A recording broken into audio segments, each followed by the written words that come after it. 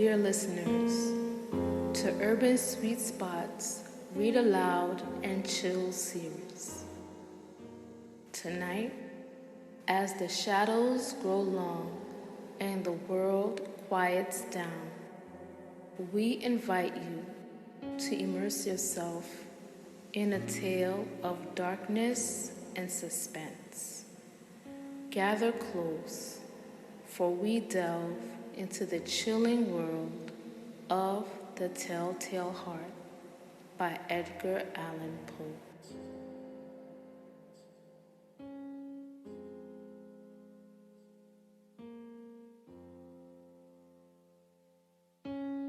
Prepare to be ensnared by the mind of a madman, where every heartbeat is a whisper and every creak in the floorboards echoes with dread. Our chill beats will guide you through the macabre passages of this literary masterpiece, allowing you to relax into the gripping narrative.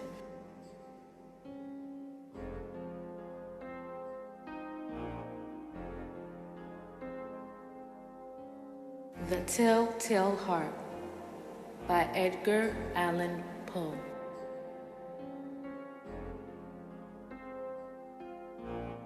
True, nervous, very, very dreadfully nervous, I had been and am. But why will you say that I am mad? The disease has sharpened my senses, not destroyed, not dulled them. Above all was the sense of hearing. I heard all things in the heaven and in the earth.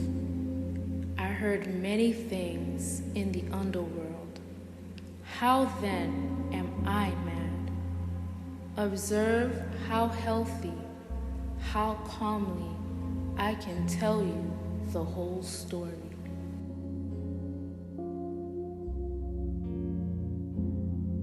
It is impossible to say how first the idea entered my brain, but once conceived, it haunted me day and night.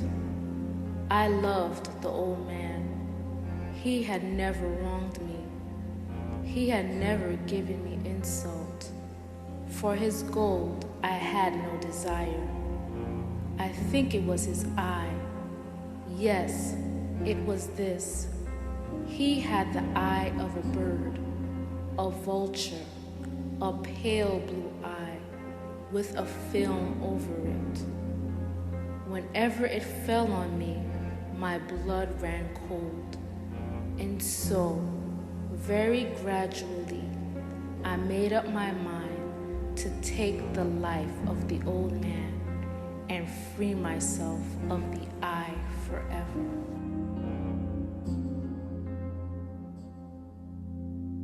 Now this is the point.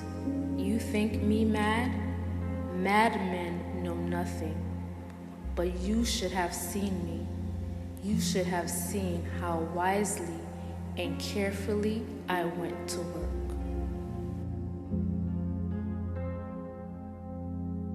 I was never kinder to the old man than during the whole week before I killed him. And every night about midnight, I turned the lock of his door and opened it, oh so gently. And then, when I had made an opening big enough for my head, I put in a dark lantern, all closed, so that no light shone out, and then I stuck in my head.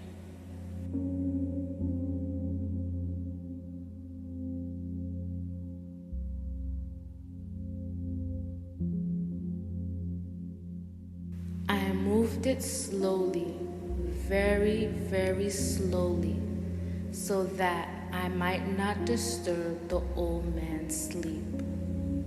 And then, when my my head was well in the room, I undid the lantern cautiously. Oh, so cautiously, cautiously. I undid it just so much that a single thin ray of light fell upon the vulture eye. And this I did for 7 long nights, but I found the eye always closed, and so it was impossible to do the work, for it was not the old man who vexed me, but his evil eye. On the 8th night, I was more than usually cautious in opening the door. I had my head in and was about to open the lantern when my thumb slipped upon the tin fastening. The old man sat up in bed, crying out, "Who's there?" I kept still and said nothing. For a whole hour, I did not move a muscle. During that time, I did not hear him lie down. He was still sitting up in the bed listening, just as I have done night after night.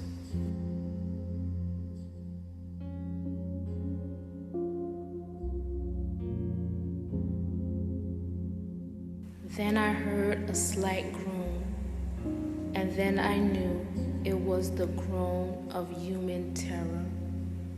It was the low sound that arises from the bottom of the soul. I knew the sound well.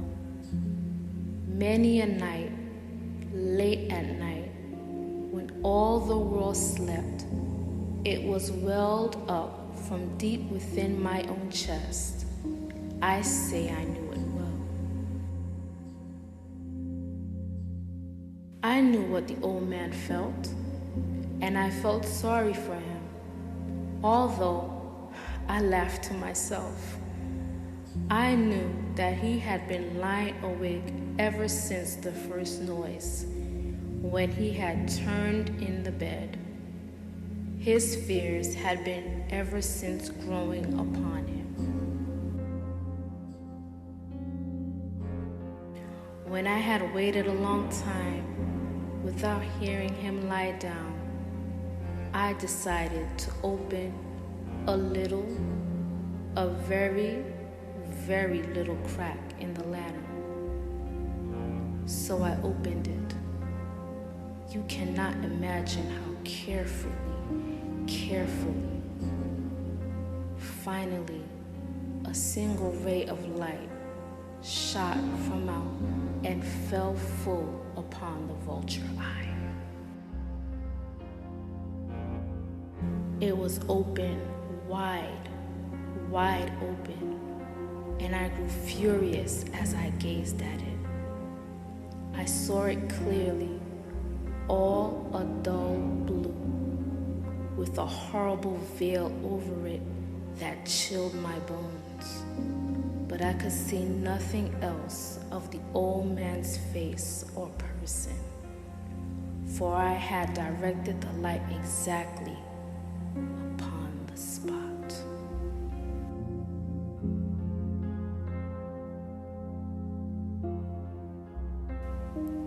And have I not told you that what you mistake for madness is but a kind of oversensitivity? Now, there came to my ears a low, dull, quick sound, such as a watch makes when inside of a piece of cotton. I knew that sound well too. It was the beating of the old man's heart. It increased my anger.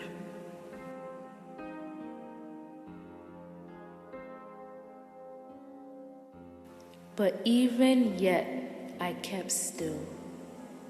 I hardly breathed. I held the lantern motionless. I attempted to keep the ray of light upon the eye. but the beating of the heart increased.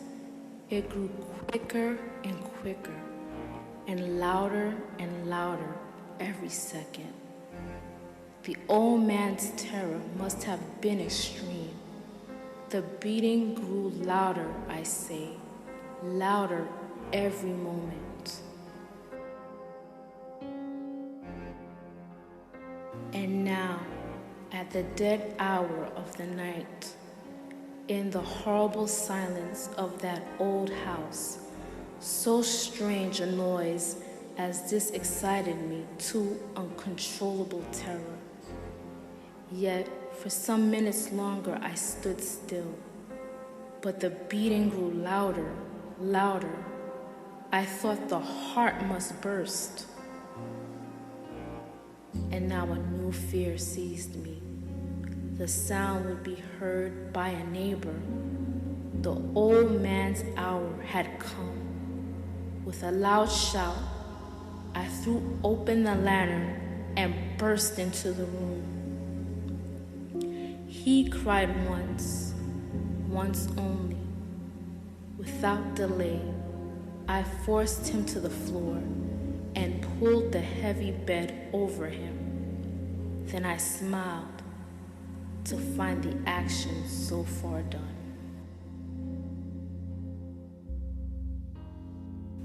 But for many minutes, the heart beat on with a quiet sound.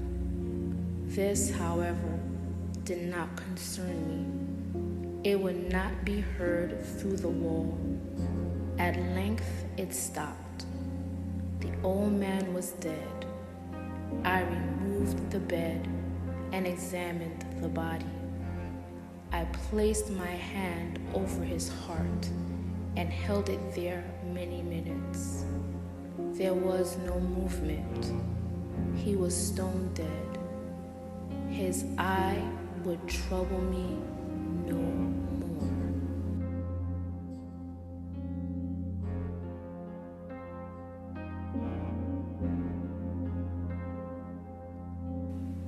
If you still think me mad, you will think so no longer when I describe the wise steps I took for hiding the body. I worked quickly, but in silence. First of all, I took apart the body. I cut off the head and the arms and the legs. Then I took up 3 pieces of wood from the flooring and placed his body parts under the room. I then replaced the wooden boards so well that no human eye, not even his, could have seen anything wrong. There was nothing to wash out, no mark of any kind, no blood whatever. I had been too smart for that. A tub had caught all.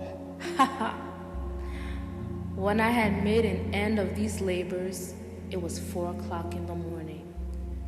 As a clock sounded the hour, there came a noise at the street door. I went down to open it with a light heart, for what had I now to fear? There entered 3 men who said they were officers of the police. A cry had been heard by a neighbor during the night. Suspicion of a crime had been aroused. Information had been given at the police office, and the officers had been sent to search the building. I smiled. For what had I to fear? The cry, I said, was my own in a dream. The old man, I said, was not in the country. I took my visitors all over the house. I told them to search well. I led them at length to his room. I brought chairs there and told them to rest. I placed my own seat upon the very place under which lay the body of the victim.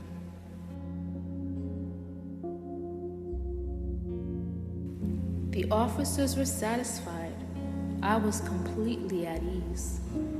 They sat, and while I answered happily, they talked of common things. But after a while, I felt myself getting weak and wished them gone. My head hurt, and I had a ringing in my ears, but still they sat and talked. The ringing became more severe. I talked more freely to do away with the feeling, but it continued until at length I found that the noise was not within my ears.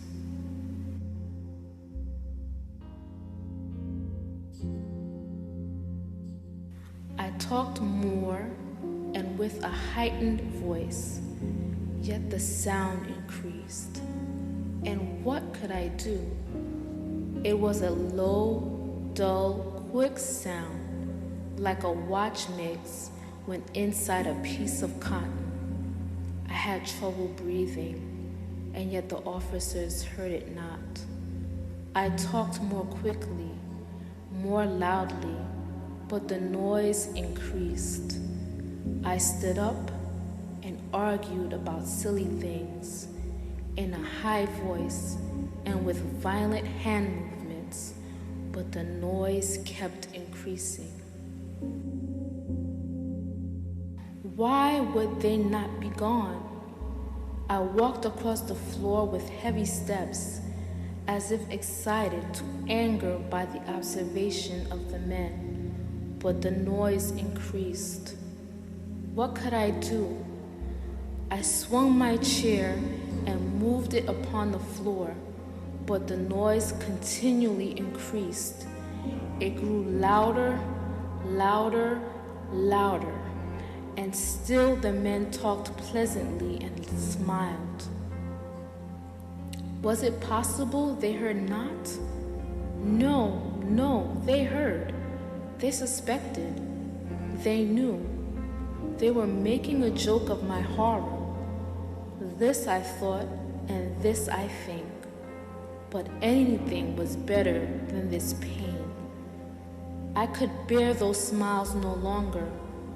I felt that I must scream or die.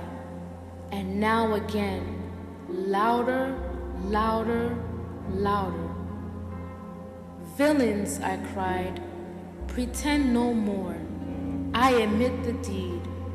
Tear up the floorboards. Here. It is the beating of his hideous heart.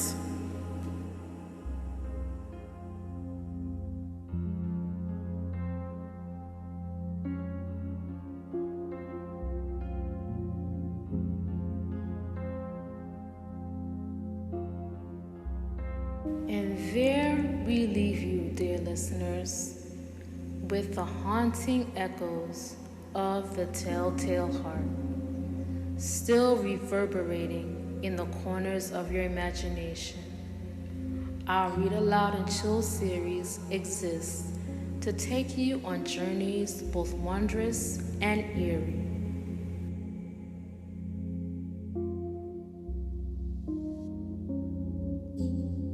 Until we meet again in the shadows of the next tale, may you find solace in the embrace of literature's darkest secrets. Thank you for joining us on this chilling adventure. Good night.